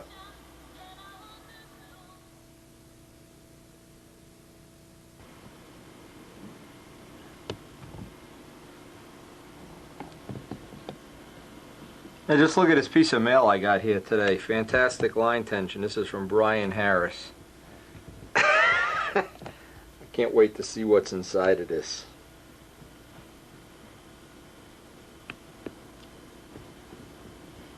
He's thanking me. I sent him out some tapes. Look at this. Oh no. Anyway, he sent me a t-shirt too here. Let me take a look at this. I think when he called the other night, he said this was a club t-shirt. And he said I probably was an XL because I look fat on the videos. Brian, not funny. Let's see. He says he's in a t-shirt business. Let's see if he knows what he's talking about. Oh, it's a black t-shirt. Look at this. Look at the emblem.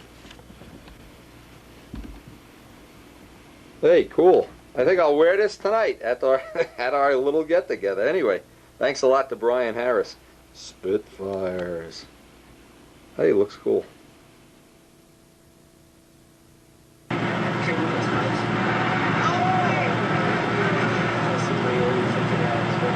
We're just watching guys fall off motorcycles here left and right. Another one. Look at this. It's a lot of fun. Wayne Rainey. Goodbye. Look at this. Does this have a fun? Can't believe I used to do this. And there goes Windy, end over end. Oh my God. Then I entered my second race. Look at this. Yeah, he'll go on his ass again. You wait and see.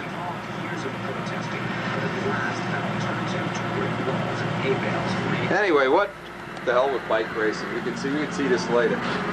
What we're trying to do is make up a wing skin for Big Tsunami here, and this is, we're making the 2 center piece. Show me how you made the 2 center ones, Jim. These are the big skins that are going to go on tonight. What are they, 23 inches or something? No, you need all 36. You need all 36, yeah, okay. These are going to be under. We're going to have to go big tips. Okay, and we use Midgley's Mrs. thing. We'll try to show this once. We haven't shown this on a video in a couple of years. This puts a good edge on sheeting when you're going to join sheeting. All right, you want to try to glue one together, and I'll put some of this on the video too. We haven't shown that. Oh, we can either start gluing this, or I can make a second one right away before we get into glue mode. All right, let me start gluing one of these up. Okay. Get one glued, and then we. You really can only one.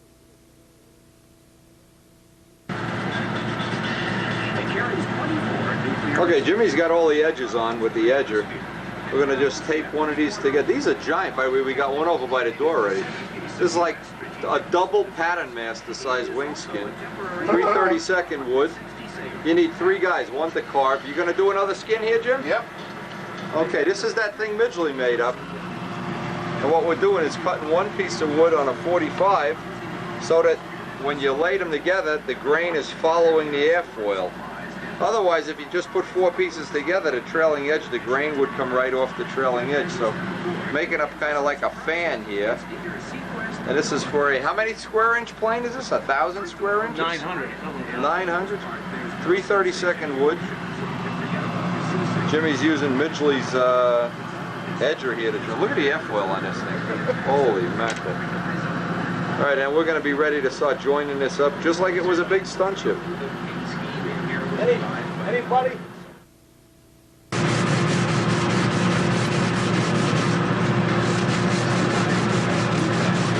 Thank God we have that thing removing the dust out of the air. We're in dust mode here. It feels like it's coldest from. The joints are coming out extremely nice on this. We didn't know if this was going to really be a legitimate way of doing this. George is taking the tape off one here. You can see it's like a big fan so that the grain, of course this big Tsunami wing has a lot of, what, they got 12 inches of taper or something. Yeah. Something unbelievable. But the skins are coming out nice. You pull that apart? Oh yeah, nice. I'll get the compressed air out later. I'll dust you off, Jim. Oh, good. Guess where we attached the hose? We removed the dust from the inside out. Got no respect in this shop. Oh man, I'm sure. This is Jimmy's nice brand new 51 Cardinal wing down here. He's getting no respect tonight. They're making him work on George's Tsunami. Oh man, I'm telling you. Adam Musco takes the Spitfire home today. Unbelievable. All right, the skins look good.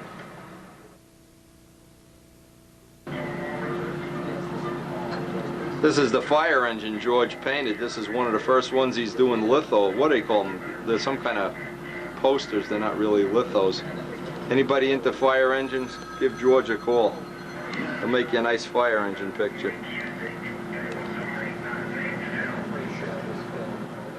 Hey. Now I'm real lucky. They went out to get hamburgers tonight. They all of a sudden vote against pizza. I don't know. They leave me to sand all the wing skins. Anyway, using its fan pattern, one of the things that was very, very obvious was how handy Midgley's edger was. Without that edger, this would be almost impossible. These skins are really nice. Now, what's nice about it, I'm going to show this up close. What's nice about it is, when you're building a big RC plane, you don't have to use 4-pound wood, and when using 10-pound wood, it's just unbelievable. Easy to work with, no problem. I don't know if you can see how the whole object of having it is because this wing has such a tremendous taper that we didn't want to just stack them all, and then this edge would all be end grain, so we cut one piece in half and made 2 triangles. You can see that. So we do have front and leading edge taper. Again, we'll know more later on in the week when George comes over to work on the wing, but right now these skins are beautiful. They really worked out nice.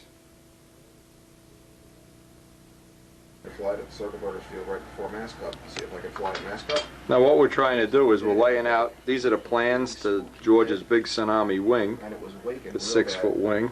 I got through the inside. And we laid out, we're going to try to use the box method, but I don't know, we're just going to get this just jigged up tonight where we're using a jig here, so I want to see how this is going to look before we go any further. I another couple of foot higher just to make it safe. It weighed twice as bad, ended up at the same altitude. Try for bigger. All that good stuff. Over there? Yeah, you got And a 20-foot boat. perfect. Now we're using the old box method to just frame this wing out. We just want to get one wing framed out, maybe even tonight if we can. George has got the ribs he's making up. We have from a match set, we're making up a duplicate set for the other wing. Just make sure they're relatively close, because we're going to, obviously when we're all done, we're going to block sand all this in with a long sanding block. This looks like it's going to be fine this way, and this is a larger plane than you think it is. The wing skins are over here. What a job making these wings. 15 to 20 or whatever they are. Alright, as soon as George finishes this up, we'll stick the rest of the ribs in here, And they're in the flats? hopefully even get some of this framed up I tonight. thought they were out in the ocean. Trust me. Hairs. They can't have anything Same thing. to keep that working. And they haven't been released. How it is about that? We doing anything with the... You're on let's control, say I have a right? chance to get a lighter to telling me I should be already sheeting the wings and put them on. I would have felt terrible. Rick, I'll show you.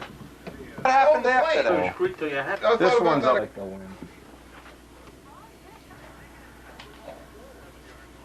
you. Okay, we got this. You can see what we've done is we've pinned it all to a block. This is just to roughly tack it in position. Just laid out the spruce spars. Put a little bit, and this is just to give you some idea. You know, this is obviously not the Spitfire project, but just a little idea of some of the other things that we've been doing in the shop. Rubber bands holding the spars together. There's a center line on the wood, so if you marry up all the center lines on that with all the center lines on the ribs, pretty self-explanatory. If you've never seen it, I have a whole tape set on building a stunt ship this way with the box wing. I won't belabor this. We're going to glue this all in, sheet it, whatever, within the next couple days, and then we'll get back to the Spitfire project.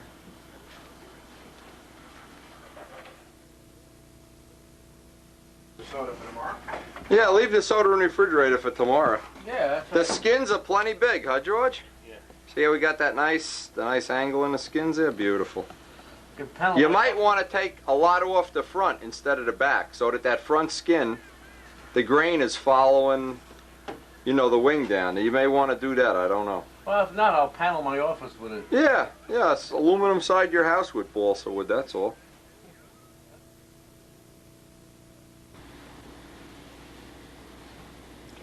Now here's something I was not aware of myself. George brought over this book. I'm just going to go through this real quick. There's some real interesting stuff. Believe it or not, this is the Polish Air Force, right? Inside the Polish Air Force book, and if you look through this is a squadron publication. Spitfires. Anyway, it's a good source of material, paint jobs, ideas, inspiration, whatever. This is the clip wing Spitfire version. Notice the Polish emblem for the Polish Air Force, which, by the way, Adamusko knew about before me. Son of a gun knows everything. It's unbelievable.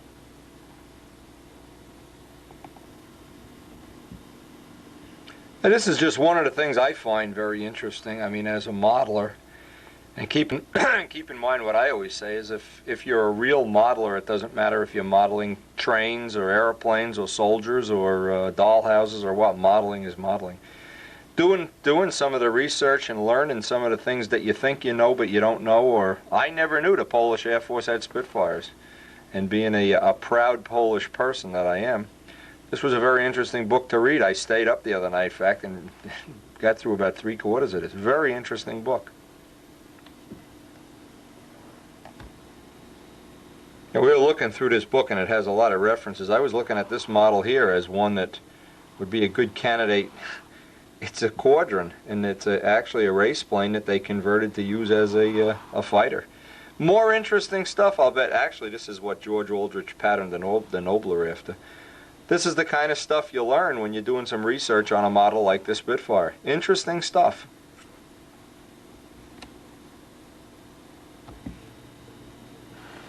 And of course, these are the versions.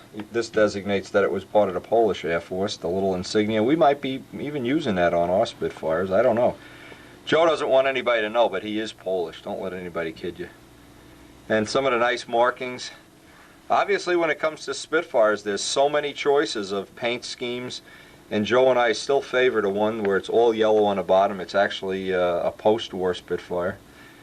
Some of the markings, though, could be incredibly nice. You could come up with some really nice paint jobs. There's so many different rudder shape variations. We're really not limited. We have a lot of choices when it comes to doing a Spitfire.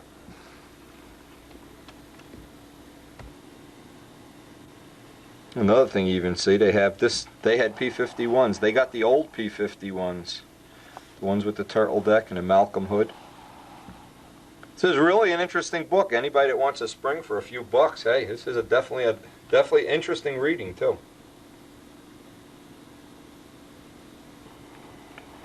For anybody out there that has never seen Harold Price's Bolt and Paul Defiant, he carved this up, had a mold for the canopy. In fact, when he passed away, I remember going through his stuff. He still had the mold and some extra canopies. He was offering them for sale. Kind of neat, and this is the model of this airplane of Bolt and Paul Defiant that George Gatiss, just before he passed away, had totally restored to the condition I had given him the model from Harold Price's estate, and he had restored it right up to like new condition. I think we even have that on one of the videos. Beautiful model, and he dedicated it to Harold Price.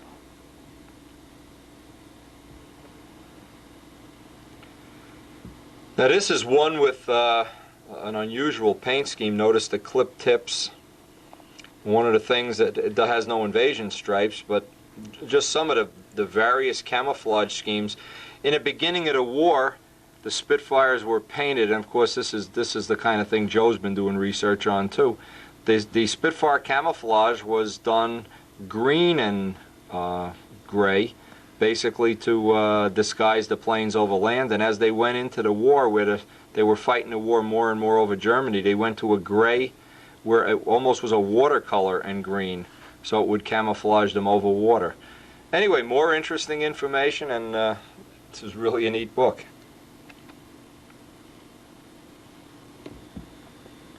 So many interesting little side notes here, and one of the things I'll tell you, this is something I know Midgley would love this. They have a whole section on the nose art of all the various planes. The Polish Air Force nose art. Look at this one. This is good. This looks like Rick Campbell here at a contest when Midgley beats him. Anyway, just a lot of cool stuff here, all in one little nice little neat book.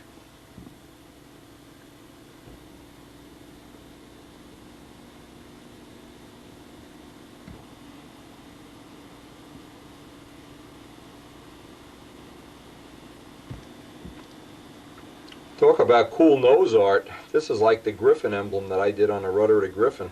Kind of cool.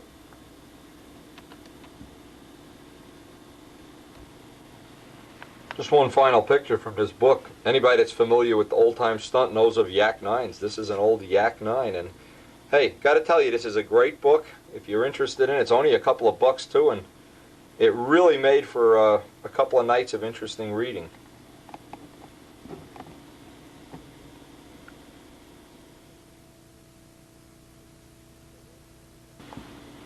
And just one final thing here. This is another book that we have the luxury of having it. This is a great book, and if you're looking for ideas for a new plane, let me open this up and give you a little idea of what's in this book.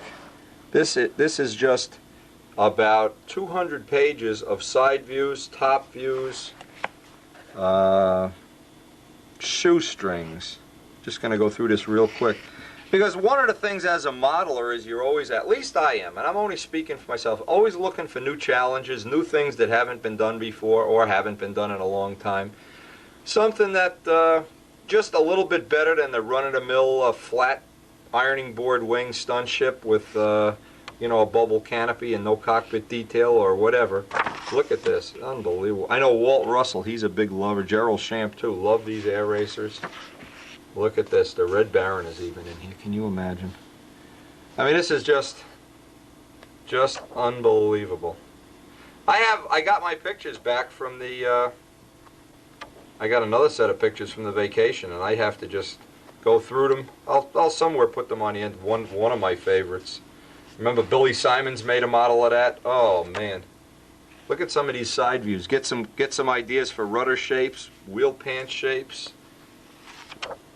There's so much in the world of modeling. It's just unbelievable.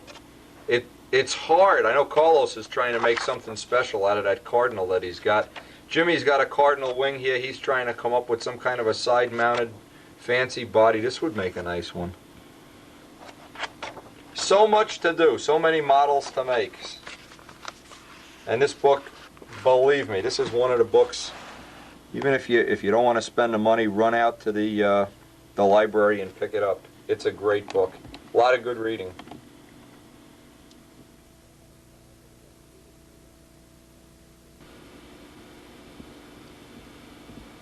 Now, and I just go through this so you have an understanding of what goes on at the shop. These are horns that are ready to be brazed. There's 400 of them here. We hope this will hold us for a year or so. We're going to braze them all up today. George's wing, he's going to work on that some more. Jimmy's going to work on his Cardinal wing. The Cardinal wing sitting over there. There's work to do on the Spitfire. I won't have time for the next couple of days to work on it, but there's so many things. What usually happens is this time of year we get into where there's a lot of kits going in and out of here, a lot of work on kits. There's always an RC project or two. There's always a table full of somebody else's material and wood and jobs like making these horns that probably will eat the rest of the day up, but we'll be getting back to this Spitfire project probably within a couple of days. Get the tail final sanded out, be doing all the final work with Joe. And this is the time of year, I guess. It's cold outside, the leaves have all fallen down, and I'm just itching to start getting into some full schedule modeling.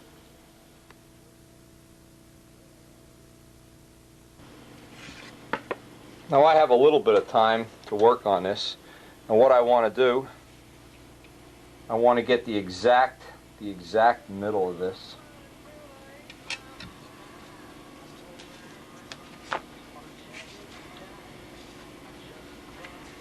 And once I establish the middle, I want to get a center line on here because I want to start separating the elevators. Now there's a lesson to all this for me anyways. Years ago I never got a whole lot done. I was always surprised that other people in the hobby seemed to get more built, more done, more everything than me. And I realized I wasn't using my time that efficiently. And so I made a real point of every time I had a half an hour or an hour, I'd go down and get something done down in the shop. And it worked out well. What it did for me is now I have a half an hour here before we actually start our welding operation. I can get one little step done. I don't have to get a whole lot done, wrong elevator. But I can start laying out where this will be. I know I want to have 1.25 inches in the center here. So I can start laying all this out. And I guess that's a good lesson for anybody. Once you can, once you can get some stuff done, do it.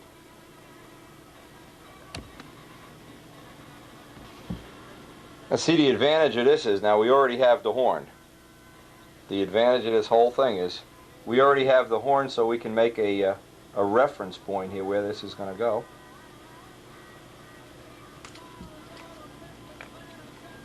And I want to reverse it to make sure I'm not too far out or too far in.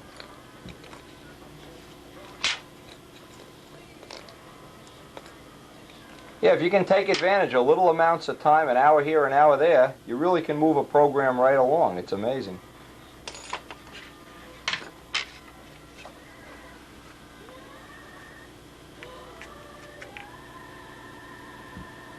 Now, I don't know what the final shape of this is going to be, but I can lop off that much. Now, what I'm trying to establish here, so these elevators were made for a stab that was 25%, not 22%. I want to have the rudder hinge line equal here so that I can have my rabe linkage, and I'll save this piece for making the fillet that's going to go on the back here. This will make a nice, neat little fillet. So now I'll just replicate this into the other piece and hope that they're exactly equal. But an even better way of doing it, and this I guess is the way of choice here, I want to make sure I don't cut these too short or else I'll have to glue a little block on the end. I can trim this one even here. And of course then we're going to sink tubes into it, so But this is going to allow for a picture that the rudders here, the rudder hinge lines here, it's going to have clearance for the rudder moving.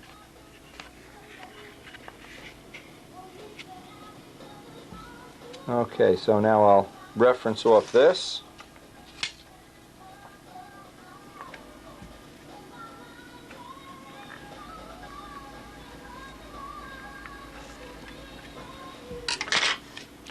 And then, of course, the biggest thing, make sure the rudders are mirror images. They're exactly the same. Rudders. Elevators.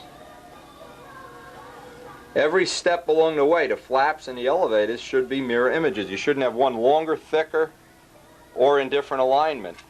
All this stuff is a lot of little extra steps, but when you're done, boy, you're ahead of the game.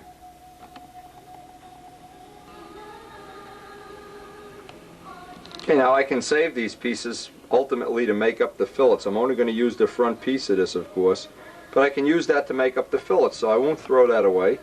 I can use it for reference for cutting the other pieces up too.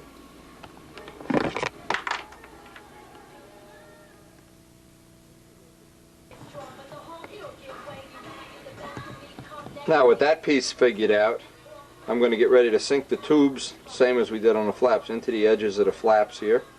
Get ready to, well, we're not going to be able to do this today.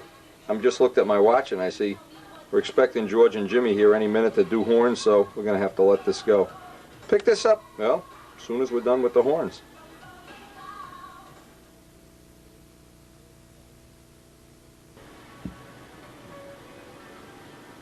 Take a little break in today's mail. This is a great picture of a great plane. This is really nice. Walt Musgrove put this together from Bristol, Virginia. He is a law enforcement officer, so he said if I don't say nice things about it on the video, he's going to give me a parking ticket. Well, let me tell you, this is one really nice looking Cardinal. Anybody out there that loves Cardinals like I do, eat your heart out. Nice Reno lettering job. Check the airbrush work out on the canopy. Beautiful plane, Walt. Thanks for the photo, and don't give me any parking tickets. Please, no parking tickets.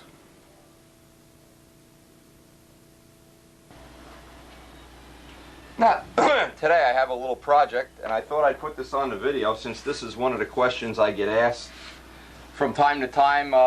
This is a very common thing. I had a customer that was building up a Cardinal kit, and he somehow put the body together and had some problems with it, screwed up, and he wanted me to make him up some duplicate parts. Now, one of the ways you could do this, of course, is to rip the body apart and make templates of everything, but it's not practical. So what I'm going to do is take a set of 51 Cardinal plans and make up some of the parts for him right off the plans. Of course, this is not something you would normally do, but I thought, well, this is a good time to do this because one of the things, you might be building a Cardinal from plans and you'd want to see one of the ways that I would go about making the body. So one of the things I've done is I've laid out the plans, taped them to the table. I've got my 48-inch straight edge, and I'm going to cut out the fuse side for one of the parts, make myself a pattern right from the plans. Now this is why if you're going to build a plane from plans, let's say you're going to build a Cardinal or whatever, it's nice to either have two sets of plans or have one set of plans, buy yourself some Mylar, trace the Mylar, and then use the Mylar to make the parts up. Now in this case we have plenty of sets of Cardinal plans, so we'll just cut up a set. But if I was going to do replicate a whole kit, let's say, I could take the plans, trace them with Mylar, or just make patterns of everything. But it's easier to do it, I think, just cutting the plans up. So let me just show how I've done this, and it's relatively simple, and maybe you can pick up some ideas for your next project here anyway. Now one of the things that's real nice is when Steve did the Cardinal plans, he actually had the plane. Physically had the plane at his house for about 3 months over the winter, and the plans are relatively accurate. So what happens is when you go to either make a kit or you go to make an airplane right off the plans, they're really quite accurate. As opposed to some, and I'm sure you've all run into plans where you go to put the wing in a body and it's forget about it.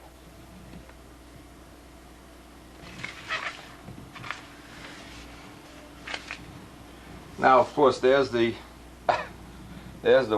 the outline of what we want to build right there.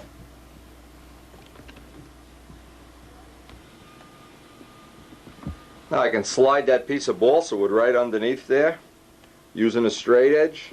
I don't even have to move anything, just get the total outline in one stroke of the pen.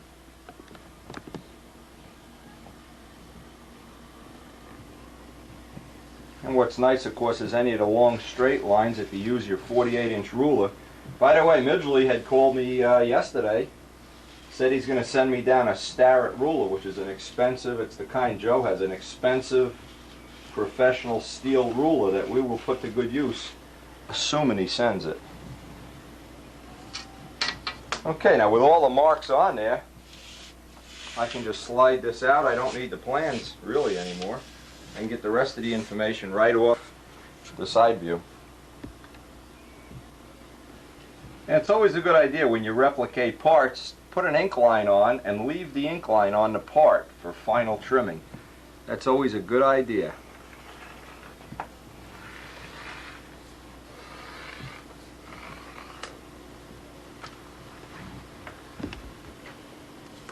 Now what I do is take a piece of carbon paper and just randomly put some pins in it. Then I can trace. I have a piece of carbon paper just slid in between. Now obviously one of the things you could do is just cut right through the plan. That would be fine.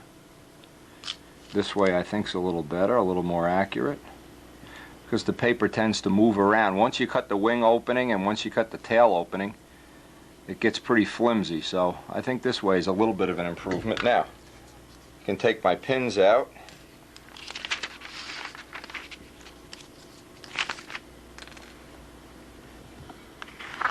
And you could darken up the line if you have to, but it makes a nice transfer. We'll do the same thing to the wing. Pull out the pins and then cut the holes.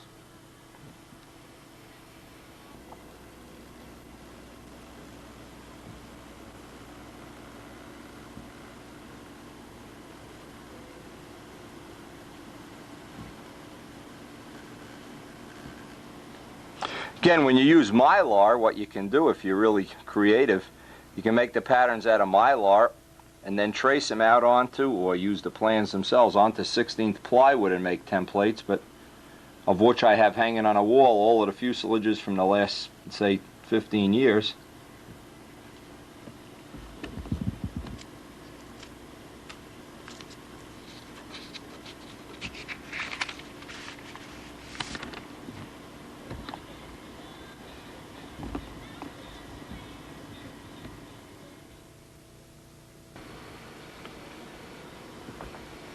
Yeah, I just hope there's some ideas here or some thoughts you can put to use.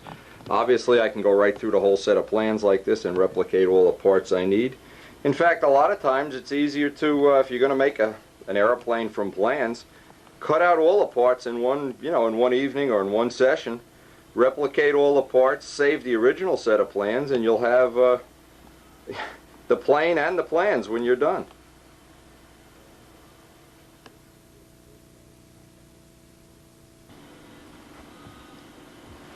And what I'm looking at here is the first real full-size mock-up of the Tsunami plans. It's like Pat Johnson's been working on these. He's done a super job. So, anyways, putting more details in, and I'm just going to mark these up and pretty much make sure everything's accurate, check them with my templates and whatnot. And we'll get back to the Spitfire tails this afternoon after lunch.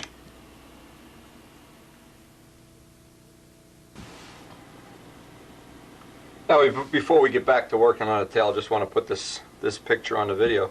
Picture of Casmanato's plane. It appears to be a modified Impact. It looks like it anyway. He sent a little note saying that he had won the.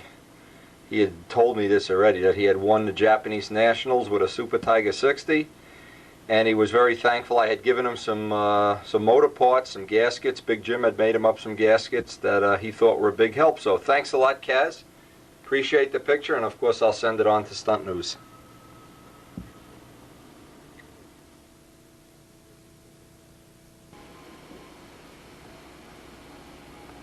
Now, as always, around this time of year, things at the shop just turn into a chaos.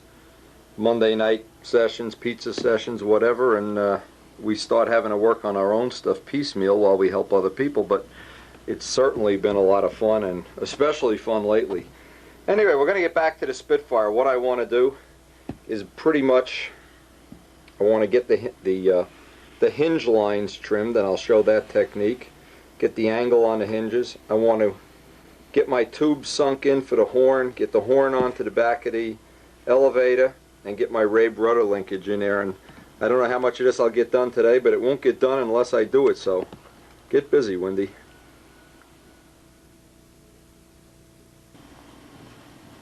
First thing I really want to do is the same thing as I did.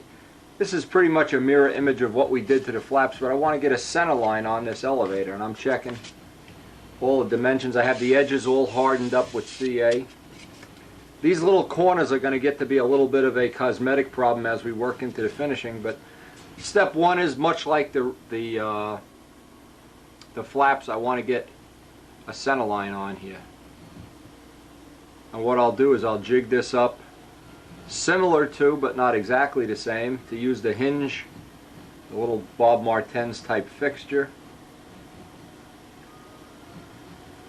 The only difference is I'll do one of these on camera and then do the rest off. In fact, I have to do the whole other tail. I don't know what I'm getting so happy about. It's a lot of work building two planes. What I want to do is lay out 1/8 inch tape now in 2 layers. Because don't forget, this material is 1/2 inch. We have 1/4 inch flaps, in which case we use 1/8 inch tape, and on a 1/2 inch tail or larger you'll probably want to use 1/4 inch, and we don't have any 1/4 inch tape handy, so we just put 2 layers of 1/8 inch. We'll lay out 3 pieces of 1/8 inch tape and then pull the first 2 up, and that'll set our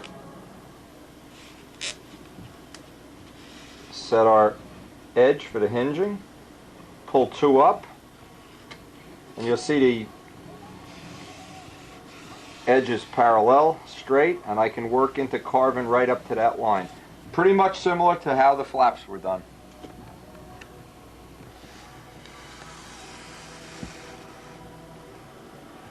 Now I just noticed, I haven't been really paying attention, I just noticed we're almost out of tape, so rather than get in the middle of this and then go on to the next tape, we'll close this out. We only have about 30 seconds left on this tape, and I'll pick this up on the next tape. See you on the next tape, guys. Boy, this is fun.